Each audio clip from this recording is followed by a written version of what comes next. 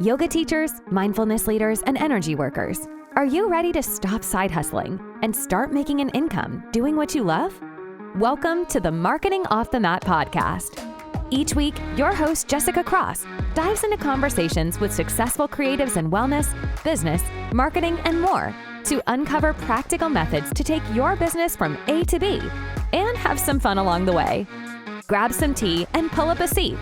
Let's dive into this episode.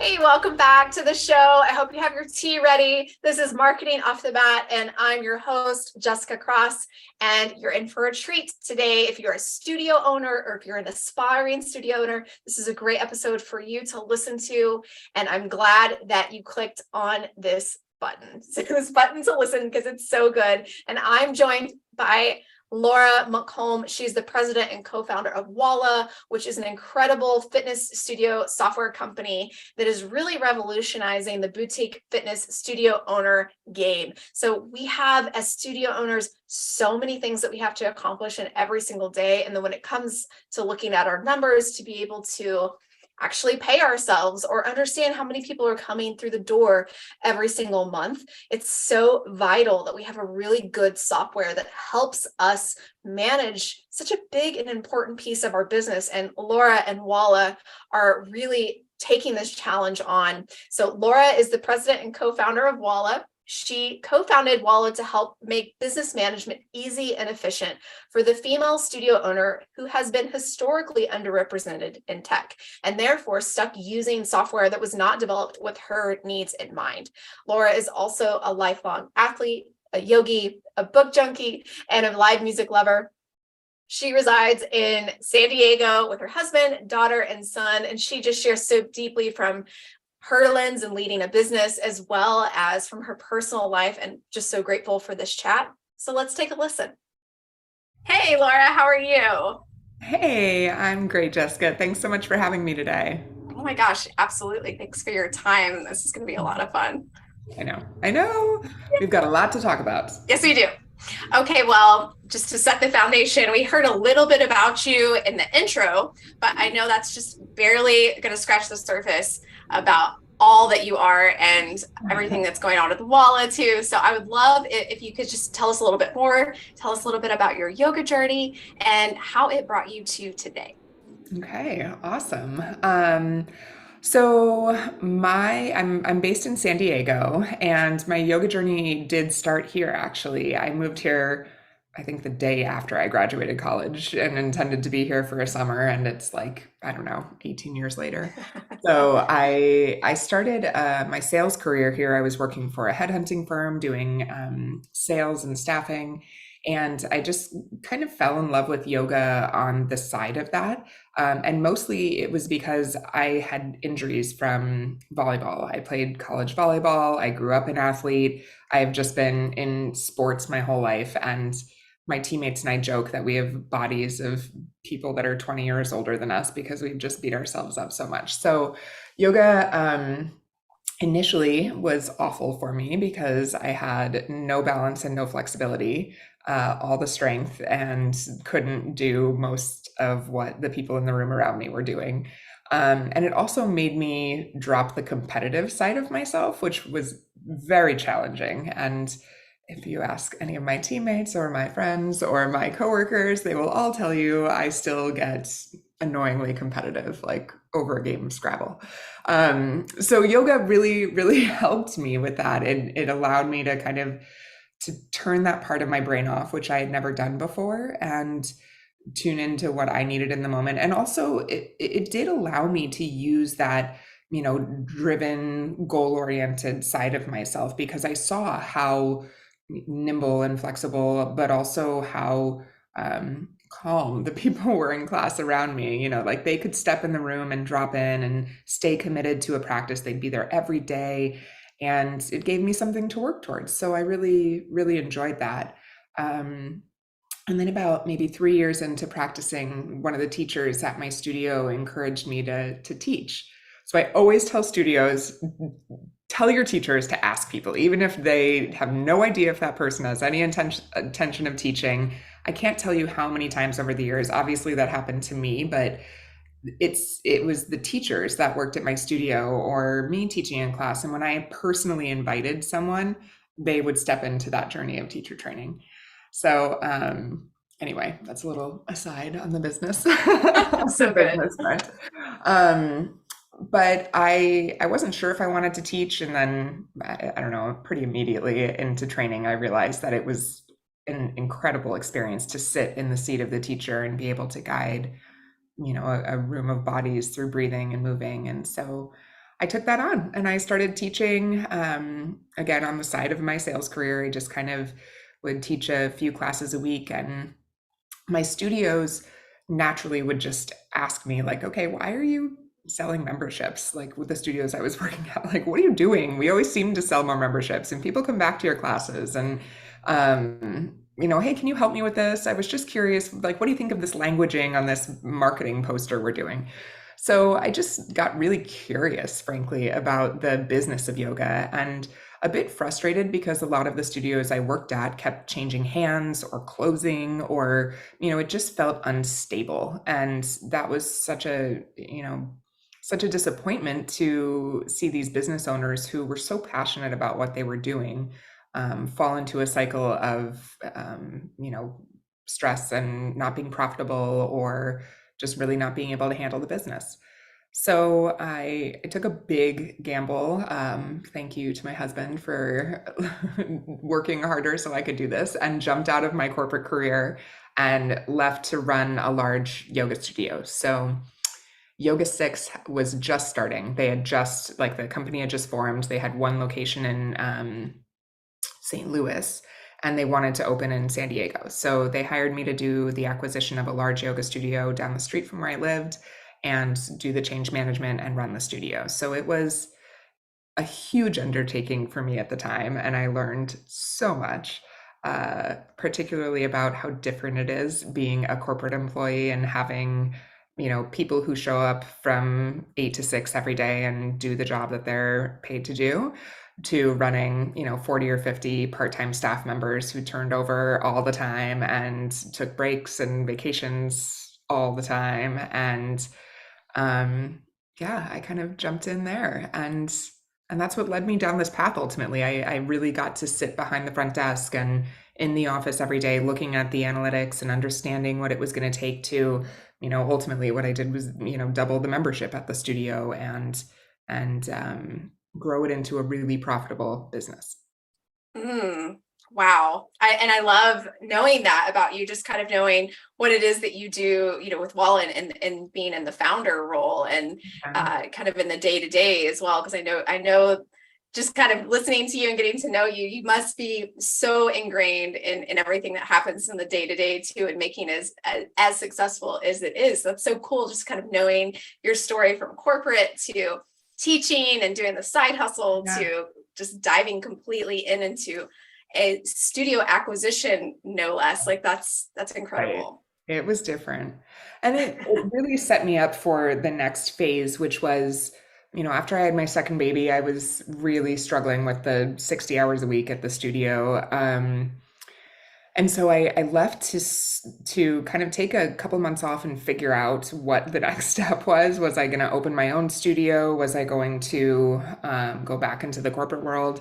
And one of my incredible mentors and dear soul sister friends, Krista Clive Smith, was like, why wouldn't you marry these two amazing passions of yours, business and yoga, and build something to help other people succeed?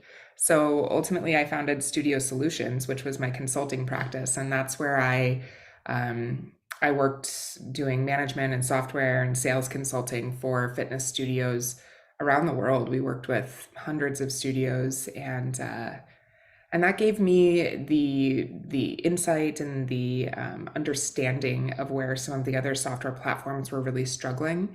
So when my business partner Doug approached me about starting Walla, I actually said no to him twice. But he was pretty relentless about it and was like, listen, this doesn't work without you. Like, he has the tech background. He's built and successfully sold companies before. So he understood, what was needed, and he really needed somebody who knew the industry, who could get us to what we call product market fit. So does the product that we're building really fit and match with what the market is demanding right now? And how quickly can you get to that?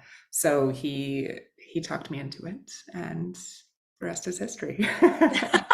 I'm glad that you ultimately said yes to that, maybe that third question. Yeah, we laugh about it all the time. I'm like, oh, whenever there are the hard days, I'm like, really? I could have just said no one more time. No, I'm so glad I did it. I'm so glad. And I am too. And I know the folks that are listening as well, because it's just, your story is incredible. And, we wouldn't be here today having this conversation perhaps if it weren't the case. So I know. Actually, you're maybe the first person I've spoken to on a podcast or in an interview or anything like that where you've actually used our software. Yes. So, isn't that full circle? Totally full circle. So you teach at one of our clients' studios. I do. And it's, I've actually, but even before I taught at one of your client studios, I've used probably all of the softwares in my teaching career. And so it's really neat to see a software, meeting studios where they are. And as you said, looking for that product market demand, because there's a lot of those softwares that are trying to fit the studio into it rather than trying to adapt. So it's really cool to see. Oh, thank you. I appreciate your words there a lot. Yeah, absolutely. So, to that point, you've kind of had a lot of hats throughout your career, really, since the first day that you showed up after your graduation and in San Diego and sitting in all these different seats. So, from the yoga studio standpoint, it's, post-COVID or post-pandemic or whatever it is that we live in now. I'm not even sure what we call it, but what would you say from a business standpoint and really trying to run studios efficiently? What is the main issue that studios are facing today? Boiling it down to one is a bit of a challenge, because I know you guys are facing a lot right now. I would say market to market, it can be a little bit different, but one is really being confident in decision making. Like, it has been a year and a half, 2 years of just, okay, what do we do now? Okay, what do we do now? And pivoting and trying new things. And, frankly, studios are a relatively straightforward model. You have memberships and you have class cards and you sell them and people come to your class and that's it. And now we're having to incorporate how much effort do we put into video on demand? How much into live stream? Do we build courses that we sell on the side? Do we start incorporating, more private sessions or corporate yoga or things that ultimately all sound like amazing ideas to drive more revenue into a business, but can be big distractions from what really is the core of the business. So it's been a year or 2 years of really having to nail down, what are you great at? What are you going to be able to be unique with and offering to your clients? And what do you frankly want to spend your time on? Because I think everybody thought they had to do everything, and it created really subpar quality products or services. It created a lot of resentment in teachers, in owners, and I think the clients can feel that when there's not the passion and the love behind what they're doing. It's felt energetically and even in communication. So I think there were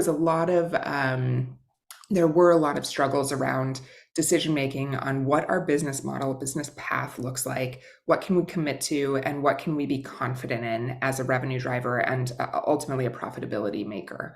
So I feel for a lot of studio owners who had to ride that roller coaster over the last 2 years. And I think the ones that I'm seeing come out the other side and really thrive right now are the ones that kind of planted their flag in the sand and said, this is what we do, this is what we're good at. This is where we have committed to investing our time and energy. And sometimes that meant, we got great at live streaming or video on demand or developing these video courses, but it meant that they had to hire somebody to do it. But it was a decision that was made and they stuck with it. They measured the results. They, saw when there was success or failure, and they ultimately acted on that. So I think that's kind of a phase we're moving into, is seeing the studios that were flailing in all of these decisions and products and services.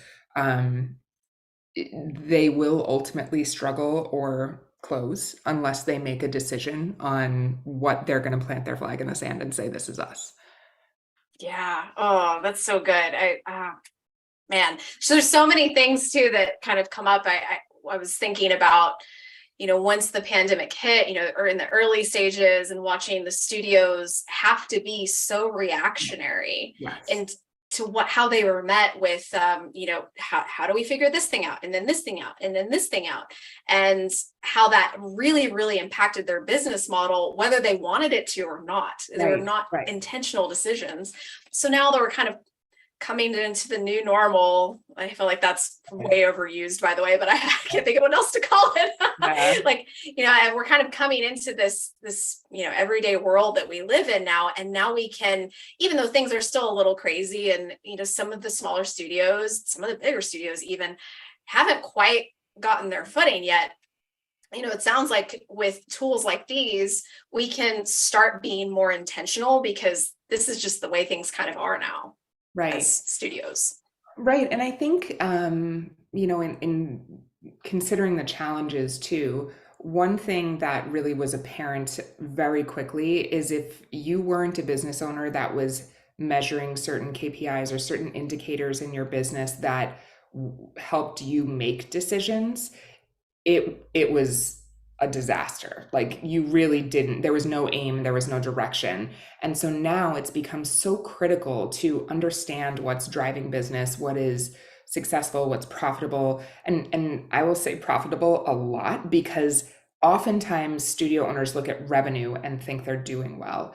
And it's really not just about revenue. I mean, I've talked to franchise owners who had dozens and dozens of locations, and then the pandemic forced them to shut down a bunch, and they're actually more profitable now, even though their revenue is significantly lower. So it's really looking at the things that generate a bigger margin for you, where you're in love with the services you're offering, it feels uniquely you, and that you can measure it over time and give your team goals and feel like you have kind of a North Star in terms of success and goals, and really an understanding of the direction. Yes. Yeah, that's so good. And I love how you kind of put a fine point on that, is the studios that were really struggling with, as you said, kind of understanding even the difference between revenue and profitability pre-pandemic. Right. It just really shined a spotlight on all the things that were not working. Oh, unfortunately. I mean, we've had people come into Walla, and, we transition them from their old software platforms. And I remember distinctly one of our clients coming in with hundreds and hundreds of members. I mean, I was shocked. It was a what seemed like a smallish yoga studio. And then when we ultimately we offer free consulting with one of our affiliate consultants for any clients that come onto Walla as a platform. And the affiliate saying, how much can I tell this business that they're actually losing money? Like, I need to shine a spotlight on the fact that they're selling their memberships too cheap, period. Like, it doesn't make financial sense. And just being able to open the business's eyes to that and have dashboards that really quickly illuminate, like, your class profitability is actually not there. Yes, the revenue is high. No, you're not making money. So we made a really, really, specific effort to give quick, easy numbers, dashboards, graphs that make it apparent where to spend time.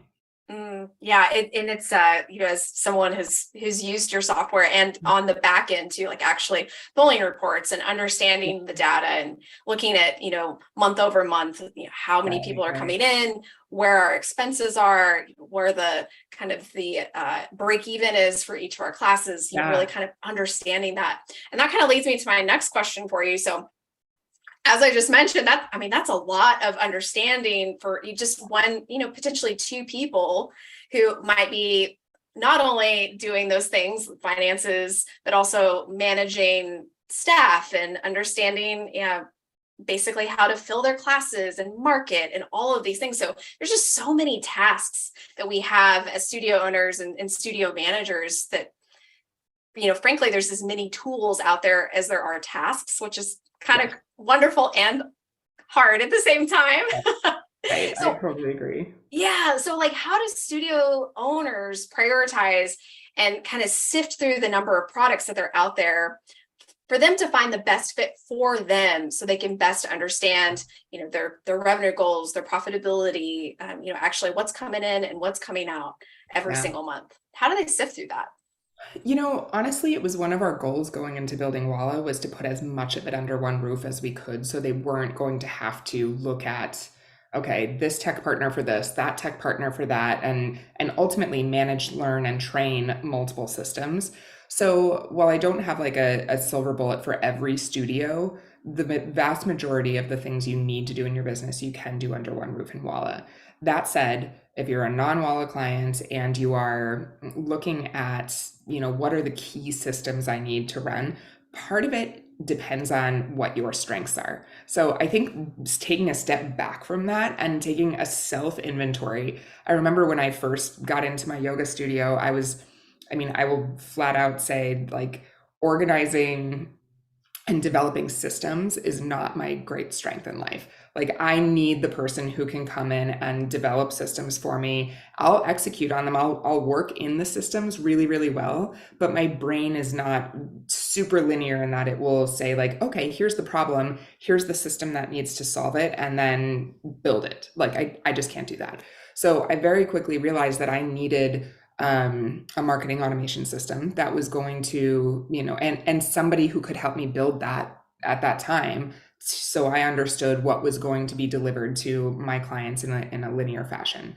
The other system that I really, really needed at the time was just somebody who, in this case, it's not a system, it's somebody who understood Excel, because I couldn't get all the data that I needed out of my system in beautiful reports. So I would export the reports to somebody who could turn them into graphs for me. I'm a very visual person. If I'm staring at lines and lines and lines and lines of data, it doesn't help me, take inventory and make a decision off of it. If I see graphs, I can. And that's just my brain. So those were kind of self-reflection inventory moments where I had to say, what am I not good at? Where do I need help? And then that's where we invested in systems. So you may be a person that is good at all of those things and you can create those systems and it's fine. But perhaps you're not fantastic at managing your subs or something. And so you find the sub management software that's going to do that for you. But I also think, I'm a huge advocate of, as soon as you have the money to, hire for your non-strengths. And I say that with all compassion, knowing that not everybody is making enough money to be able to hire for that. But the beauty of it is there are so many platforms out there right now, like Upwork, like Fiverr, where you can hire somebody to do very temporary projects for you, or very, 3 hours a week, 10 hours a week for not that much money. And you can take a lot off your plate. So if anything, it's New Year when you guys are listening to this, I imagine. What is one task or two tasks that you would love to have off your plate this year? Is it designing marketing flyers? Is it posting to social media? Whatever it is, there is somebody who could do that for you. Yes. And I love how you mentioned, those incredible tools that we now have at our fingertips with things like Upwork and Fiverr. Yeah. And it might not even be something that you're like, I can't do this, or I don't want to do this. Maybe it's something that you actually enjoy. Maybe you like making the flyers, but as the business owner, is that the best use of your time when your list is very, very long of a lot of priorities? Maybe not. Yeah, exactly. And there are people that can write copy, who can make QR codes for you for literally anything. I mean, it can be something that can propel your business forward. It's just a matter of taking that kind of self-reflective inventory moment and it's very hard to do that without reflecting back on, whether it's a few days or a week of your time and see where you're spending the time. I remember when I first did that, I was horrified, first of all, at the number of time I spent just like going through emails, and whether it be customer service emails or, salespeople reaching out to me or whatever it was, the amount of time I spent in email every week was unbelievable. So I genuinely said, all right, I'm done with just instantly, as soon as my phone pings, opening up my email and responding and reacting to it, because that is a time suck and it's killing my productivity. So I committed to, I don't do that during certain hours of the day. My phone is on do not disturb. I don't have a pop-up with my email on my desktop anymore. So those moments, those noticings, and as yogis, I know we can all like take that moment of step out of it, kind of see it as an observer, almost like during meditation as you're observing your breath. Observe how you are existing through your day, and just notice, like, where are the times in your day where you find you're tremendously stressed, or your body's not feeling great, or your heart rate is up and you're trying to juggle a lot of things. And document, like, just make notes for yourself, make voice notes for yourself on your phone. You don't have to write it all. And then take inventory and see where you can offload some of the work. And that, you just nailed it, that the word offload. It's like, what can you pull out of your brain and into a voice note or your notes app, or hand off to somebody, just to create a little more space. Yeah, even absolutely. in just a few minutes. Yeah, it'll make a huge change. Yep, for sure. Yep. I think, oh yeah, go ahead. I was going to say one thing I didn't mention, but that helped me a lot too, was because I'm such a visual person, Asana and Trello boards, like being able to see things in a visual board representation of like moving down a process, were really, really helpful. So anyway. Yes. And I love, I use Trello. I think I use Asana a little more frequently, and I always have to translate Asana from asana in my brain every time I say it. I'm finally getting it, because everybody's like, oh my God, you're not saying it right. I wonder if they even thought about the yogis that would use their platform. Probably not. If you're listening, Asana, we love you. But I think I love that those additional like productivity tools, especially the ones when maybe you are bringing in somebody very part-time hours, 5-10 hours a week, that maybe they're working through creating a bunch of Canva templates for you, or they're writing some email copy or whatever it is, like offloading that into something that person can see, and they say, okay, here are my tasks. They're going to be more productive too, and it doesn't all just stop with you and what's in your brain. Right. We become bottlenecks as leaders often. It's really, that's been one of my biggest challenges in starting this company and starting Walla, because I have so much knowledge of the industry. It's been a really really challenging, but has to be consistent practice of me offloading that information and documenting it and delivering it into some sort of a platform where it's accessible to everybody. So I'm not the bottleneck. I'm not the only answer. Yes. It gives you freedom. Yeah, and that can be challenging too, because if it's I can imagine with Walla, with my businesses too, it's like, oh, it's my baby. Like I want everything to filter through me. But if we want to scale, if we want to protect our own peace and our own whatever limited time off that we do have, like we do need to open up and be a little bit more spacious with letting people in as well. Right. I find it's like the dark side of control is that your freedom is sucked away from you. And when you can slowly start to let go of the control freak in you, which I can definitely, yeah, exactly, empathize with anybody who struggles with that. That's what gives you freedom. So, yeah, that'll be a practice for sounds like both of us, and probably some folks that are listening too. Okay, so we've been talking a lot about systems. We've been talking about offloading, creating space, bringing in platforms or tools or individuals, even little part-time basis to kind of help support and bolster us up and really making these studios and these businesses work. And so I have to believe that there are probably a few people that clicked on this episode because, they're kind of in the latter part. They needed this information, 2 weeks ago or 3 weeks ago when they were, they're really struggling. So, which I think I think we've probably all been there at, points in our career where it just feels like I just need help right now. So I have to ask you, as somebody who has so much wisdom and knowledge, if you could share, like, if you could go to one of these people and say, here are a couple of tools, you're behind the 8 ball. This is, 1 to 2 things that you could do, right away to just take the pressure off and move forward, even just today. Yeah. I mean, I think one thing that really gives clarity to where you can implement systems and what tools you need is understanding what your client journey is and where, like, are you spending a ton of time and energy marketing and getting a lot of people into your funnel and then they're not converting into your intro offer? Or are you getting a ton of people into your intro offer and they're not converting into your membership?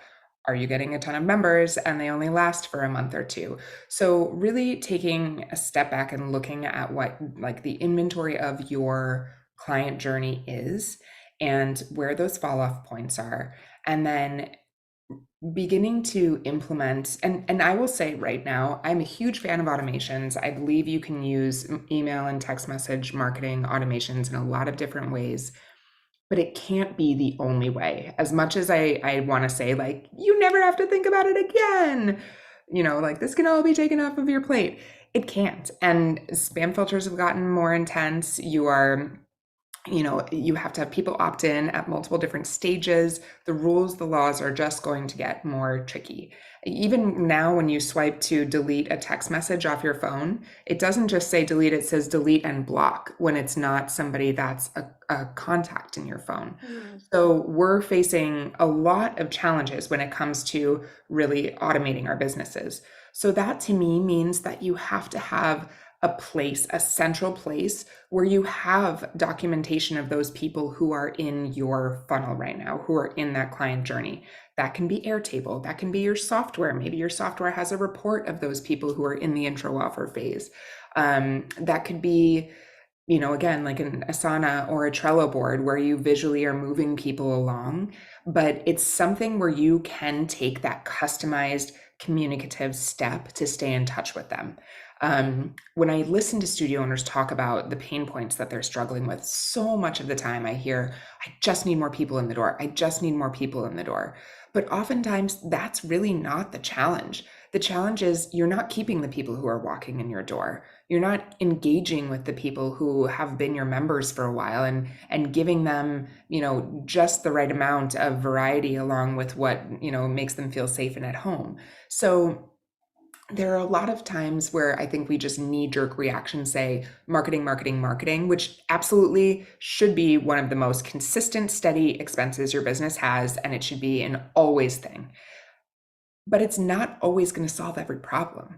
The marketing is just the beginning of it and bleeds into sales, and then sales bleeds into client relationships and retention. And then ultimately those people need to become ambassadors to feed the marketing engine also. So I think taking a moment to identify your client journey is going to be a really powerful thing. And then also, stepping back and being honest with yourself. Where are you losing people and what are you not doing there? Like what is the missing piece? So anyway, well, I'd love to say there's a silver bullet tool for it. Like at Walla, we have some of that baked in. We do have a marketing partner, Referizer, that does a lot of automations for us.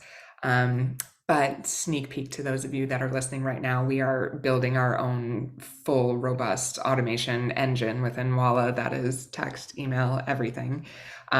We've just started to drip out some of the automations right now, but it's something that should be kind of a marriage of the two. Like you need the automations and you need the personalized touch and the quick visual into who's in the funnel and what's happening to them.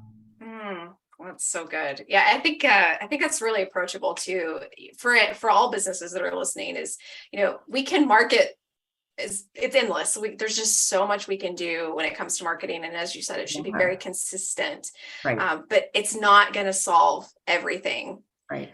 So we have to see at what point in the customer journey are we starting to lose people and being, not critical, but, almost from a lens of a scientist, like what are we seeing Exactly. that's happening and how can we address it, in the most yogi friendly marketing way, and just being very aware. Yeah. Right. And I think, I mean, this is not a stereotype, it's real. I think there is a tremendous amount of growth opportunity for sales in yoga studios. And I mean, if we learn nothing from the core powers of the world and the berries boot camps and the orange theories, we don't have to be as hardcore in the push and nagging in the like, so are you going to buy? So are you going to buy? We can do it in a really authentic way, but we still have to ask. I mean, that's kind of what I wish I had a loudspeaker, like a megaphone when I say this. You still have to ask. We're in the age of a consumer that is used to being asked to do a lot all the time. And their attention span is so short. Even if they think about wanting to buy from you, the distractions are endless. And there are so many things that can get in the way of them taking that opportunity. So if you're not saying, hey, you came in for a couple classes, seems like you like it. Do you want to join? Here's the link. Like, buy now and give them a quick and easy way to do it. So it's that asking is not pushy at all. It's expected at this point. And especially if you like, we have cautious consumers now too because of COVID, walking into a studio space and understanding that they're moving, breathing, sweating, interacting with other people in that space. It's not only asking, but it's proving to them why you're going to solve a problem for them and that you're going to solve it in a way that's safe, effective, and meaningful. So I really just encourage and empower all of you guys listening to feel confident asking for business from people. That's so good. I was having a conversation with a studio owner friend of mine, outside of our mutual connection, through Walla, and that was almost the exact thing that she just said. She's like, I feel like I'm constantly bombarding people, and I feel bad about it. Yeah. And I was trying to recognize that. Of course, I think also too, as women, we kind of have this innate sense we're like, we don't want to be bothersome. We want to, we kind of want to be quiet and, spacious with people, but also too, we have to remind people, we have to ask, as you said, because they are constantly being asked by everybody else.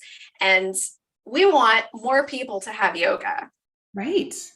That's what we're asking for. And our business cannot provide more yoga if there are no people coming through the door and paying for it. Exactly. And honestly, I'll say this as like a busy working mom, I appreciate it because I forget, like when I get the text, I mean, this is a different thing, but like I need to schedule an MRI. I tore my hamstring and I've forgotten to schedule that like 6 times. And this woman she probably feels like a relentless jerk, but thank God she just called me again and texted me because I actually scheduled it, So don't feel bad about that. People's lives are busier than ever. And your little reminder might be the one thing they were waiting for to put them over the edge. Yeah. And like you said, just make it easy. Here's the link. Yep. Here you go. I love that. Okay. This has been so good. And this is one of my favorite questions that I love to ask guests. So thank you for indulging me with this, because I know it's going to be so good. So if you could go back at any time in your previous journey, any portion of your career or, previous life, pre-yoga, if you could tell yourself a little something that would save you a few sleepless nights, what would it be? I think a lesson that has been kind of hammered home for me over and over and over is that you can't be everybody's picture of perfect all the time.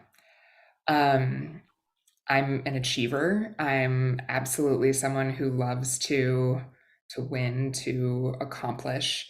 And I think for a long time, I was doing that because of the accolades I would receive from other people, the attention, the feeling of worthiness, the feeling that, that's what was going to make me successful, is when everybody else saw me as the picture perfect achiever. And none of that ever worked. It never felt good. It never, first of all, it's an endless race, like there's no finish line there, because everybody's definition of perfect is something else, and it's impossible to make everybody happy. And when I did that, I had so many negative consequences. I mean, I struggled with an eating disorder for almost a decade of my life. I was a college athlete that ended up only getting to play for 2 years because of injury and not listening to my body, and not, when my shoulder was screaming at me to not play, I just played and played and played because I could force myself to do it. Yeah, in relationships or in my career, there were times where I wasn't doing it for the right reason. I just desperately wanted that, sense of perfection in everybody else's eyes. And I can say I wish I would have learned that way earlier in my 20s, so I could have avoided those sleepless nights. But one of the things that really kind of got me to the other side of that was some of the big failures, where it honestly, or the big vulnerable moments where I tell somebody the truth about what happened, and like I was sitting in my room crying before I did that, or I was I got hurt, or I was so scared to, go to that party because I didn't have a place to purge when I was struggling with an eating disorder. Um, I I now recognize that, those were the moments that got me over the edge, and where now it's about not just believing in myself and fulfilling what I need for my personal success and my personal sense of worth, but where I also feel like I can give back so much more now, and I can empower other people to find what fulfills them and not worry about my opinion of them, or the world's opinion of them. So, whew, that was a little personal. Thank you for sharing that. That was Yeah. like so heartfelt, and I'm just grateful that you shared Yeah. that with me and with us today. It's very very relatable in a lot of Yeah. ways. Yeah. Yeah. Thank you. You're welcome. And so generous. So okay, well, I know that you have some really cool things coming up with Walla, and we would love to hear about them. So what can you share with us? All right. So those of you who are just hearing about Walla for the first time, we are, the full platform. You can run your business, your studio on booking, billing, staff management, all of it. We are pretty close to a one-stop shop. So you can run your video on demand, your live stream, your online courses. We do have a sub-management platform within Walla. You can text, you can email. But what we've been lacking are automations. So when we talk about automations, I mean, different paths. So different customized communication based on the path each individual is on at your studio. Someone's on an intro offer and they have taken classes versus somebody who bought the intro offer and never came in. They shouldn't be getting the same communication. Or somebody who's on their 50th class versus someone who's on their 5th class. We're really working to give our clients a way to communicate with all of those in an automated way. And the beauty of it is that we have a kind of first in industry personality quiz, where we've worked with researchers from many different universities to build a personality quiz that looks at essentially what motivates you, what kind of motivation language, if you will, you have, how to stick with a wellness practice, how to build a habit. And we are going to be giving the capability to segment your communication by personality type. So for example, I like to give these two because it's so powerfully different. Givers are one of the personality types, and they're people that want to feel included in a community. They want to know what's happening. They want you to ask about their day. They want you to tell you you're doing a great job in class. Versus a maverick, the person that walks in and is like, listen, I'm intrinsically motivated. I don't need you for anything other than to provide me a class that I enjoy. So if you're calling that person out in class and nagging them all the time with like, hey, how was class today? Text messages, that person is going to be, first of all, feel like you're condescending, and second of all, annoying. So they may not come back. And just having that little extra bit of information about your clients can help disarm them, make them feel more comfortable in your studio and your classes, and then ultimately within the communication that you send to them as well. So our automation should be launching sometime late Q1, like our kind of more full customized approach, late Q1, early Q2. We definitely have some already built into Walla that are kind of pre-baked. You can write your own copy, but we've designed the structure based off of what we've seen be really, really successful. So that's kind of our big release next year, along with appointments. So for those of you that are businesses that do a lot of private sessions, or you have perhaps like wellness services, massage or Reiki sessions at your studio, we will now be able to have an appointment booking tool calendar available for you, I believe, like in the next few weeks. We're launching that in January. So that's exciting stuff. You guys yes. are really just kind of filling these needs that are coming up. So well done. Yeah, I mean, it was such, especially the marketing automations are such an evident need in the industry. And like you said, there's so many platforms out there that say they can do it all, but they're still connected to a central platform. And so there's A, opportunity for error in the data that's flowing back and forth. And B, you typically can't get everything. You can only get a fraction of the triggers or the segmentation that you need in order to truly customize. So it just made sense to build it in-house, and it's a big lift. So we really, really are excited to get people using it. Yes. Well, I'm honestly selfishly excited because I can't wait to see it myself. So that's just really, really, really cool. Thank you for giving us a little peek behind the curtain and what's coming up. Yeah, so cool. Okay, so if we want to follow along with the Walla journey, we are curious about how to, potentially consider the software for our studios. How can we find you? And if we wanted to hang out with you online, where would you be? Yeah, absolutely. So we are at Walla Software on both Instagram and Facebook. And we have, I kind of have to brag about our content. Our content writer, Brittany, is unbelievable. Not only is her writing great, we don't just throw, the crappy, like 3 ways to engage your clients this winter content out there. We have really good blogs, information going. And she also recruits some of the best. We need to get you to write for us. Oh my gosh. We'd love to have you write for us. She recruits some of the best experts in the industry, and they have offered some really valuable content for us, both in forms of blog, and we do a Walla webinar series. I actually just had one this morning on how the science of music in your classes and how that can impact retention and engagement and memorability for your clients. So you guys tap in, follow us online. We've got some awesome stuff to share. Thank you for those resources. That sounds incredible. Just the one that you happen to have today. Like, I'm like, I need to go look this up. This sounds so fun. Yes. We'll have, ping me if you need to, or hello@hellowalla.com is our email address, and you can get a copy of the recording if that one sounds interesting. But they're all cool. They're all interesting.